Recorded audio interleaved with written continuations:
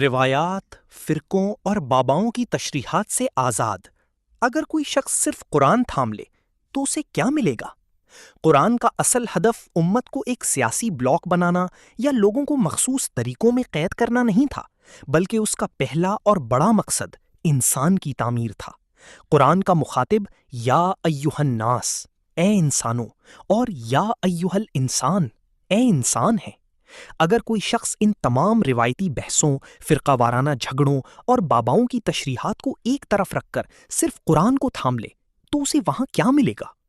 دیانت اور سچائی۔ اسے پتا چلے گا کہ سچ بولنا اور وعدہ پورا کرنا ہی اصل بندگی ہے۔ انسانیت کا احترام۔ اسے سمجھ آئے گی کہ ایک انسان کا قتل پوری انسانیت کا قتل ہے۔ عدل و انصاف۔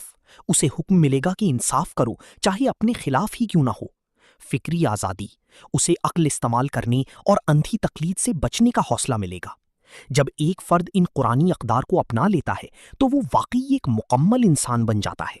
بدقسمتی سے ہم نے متحدہ امت کے نام پر ایسے گروہ تو بنا لیے جو ایک ہی طرح کی نماز پڑھتے ہیں یا ایک ہی طرح کا لباس پہنتے ہیں، لیکن ان گروہوں کے اندر انسان کی وہ تصویر نظر نہیں آتی جو قرآن پیش کرتا ہے۔